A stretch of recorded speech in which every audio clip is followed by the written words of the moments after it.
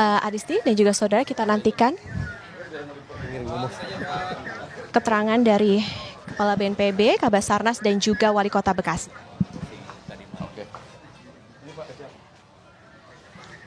Assalamualaikum warahmatullahi wabarakatuh. Selamat pagi rekan-rekan media sekalian. Saat ini saya berada di tempat pengungsian Kota Bekasi.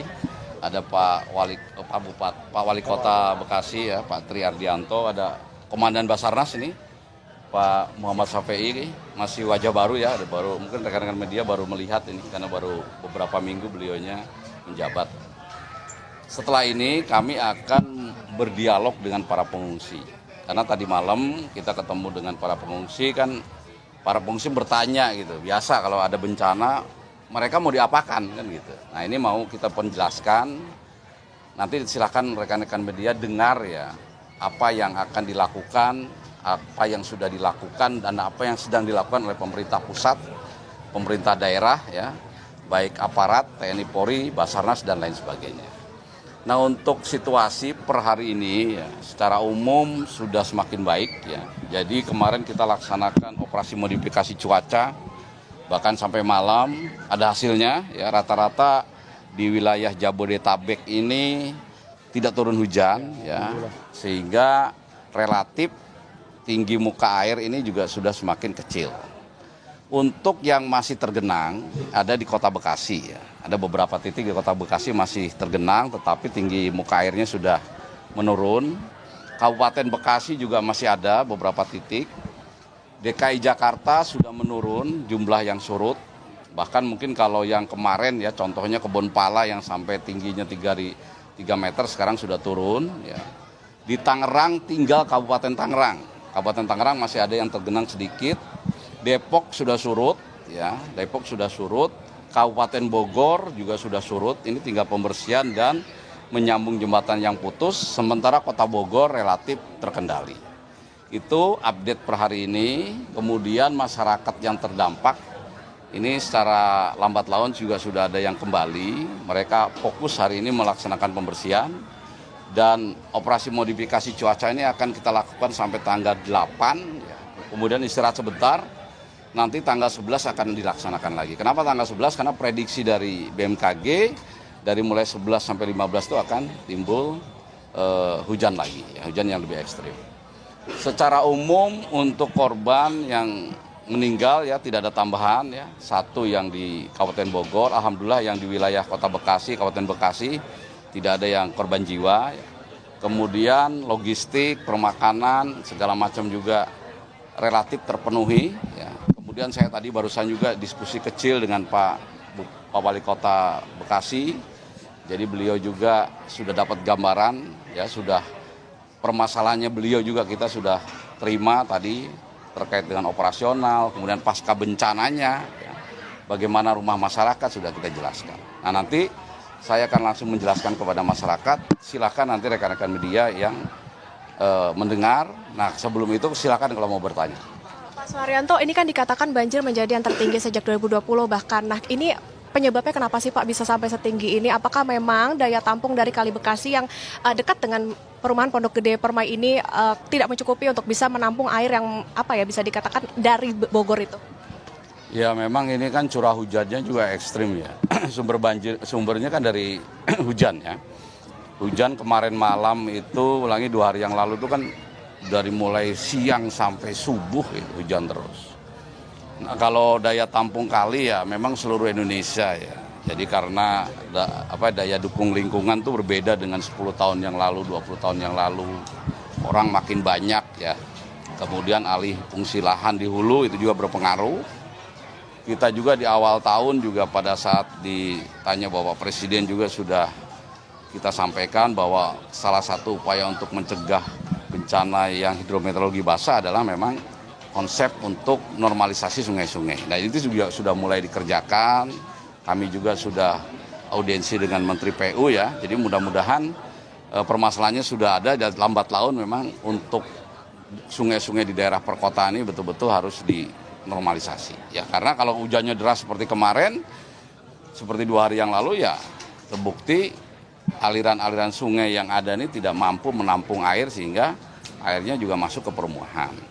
Yang kedua ya, dulu mungkin tempat-tempat yang sekarang banjir juga banjir.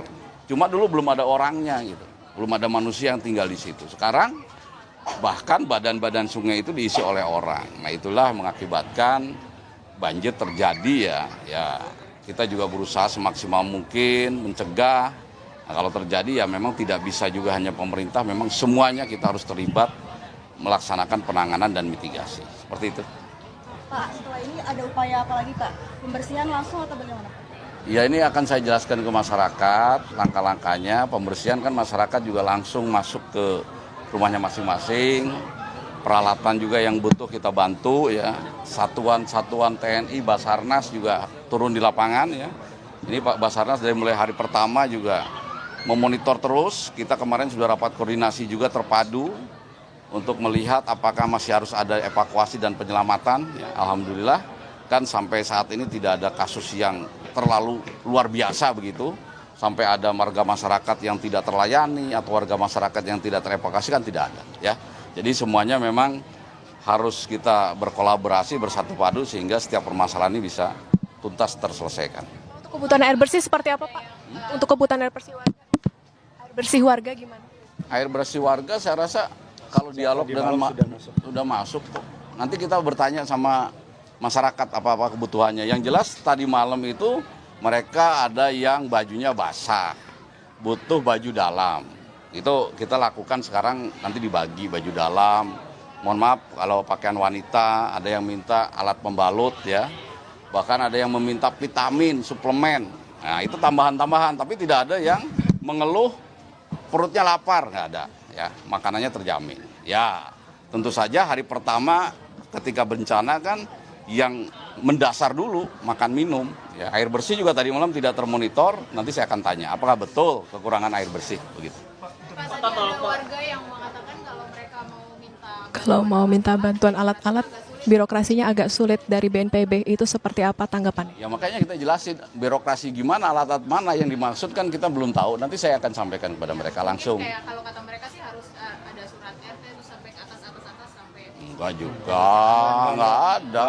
Makanya kita nanti jelaskan. Modifikasi cuaca gimana Pak? Yang dikerahkan dalam penanganan ini, total personil gabungan yang dikerahkan. Banyak, kalau TNI Polri sendiri untuk Kota Bekasi ya. Untuk Kota Bekasi hampir beberapa ratus orang, kemudian dari Basarnas, BNPB juga pindah kantornya ke lapangan semua. BNPB itu kan ada sekitar 1.000 ya, paling tidak yang tinggal di kantor itu tinggal 100, semuanya terbagi di Jabodetabek. Jadi saya kira untuk kekuatan personil cukup ya, tidak ada keluhan, misalnya di titik-titik mana tidak ada yang datang ke sana, tidak ada.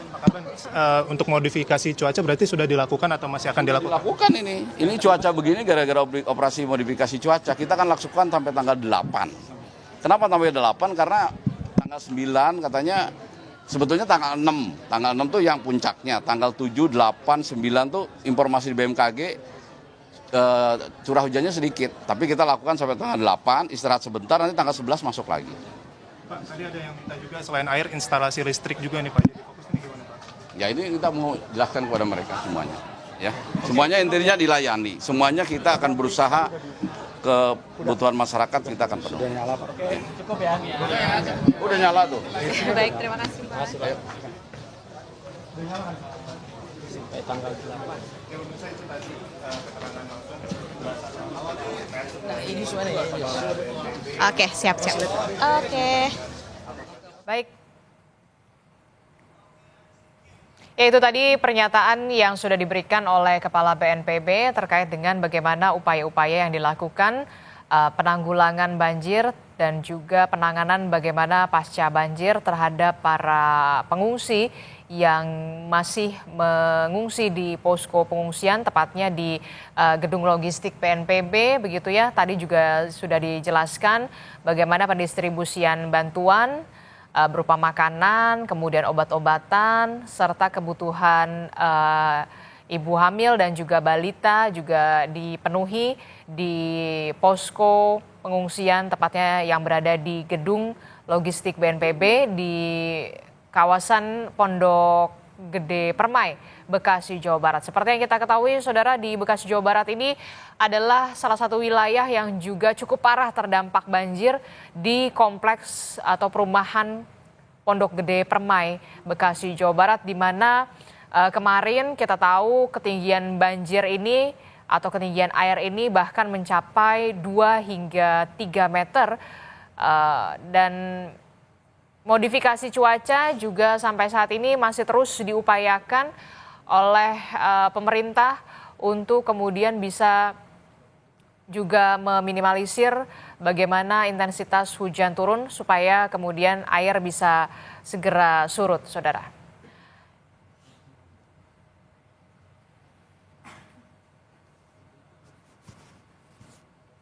Informasi soal penanggulangan banjir di wilayah Jabodetabek masih akan kami hadirkan usai jeda. Jadi tetaplah bersama kami di Breaking News Kompas TV.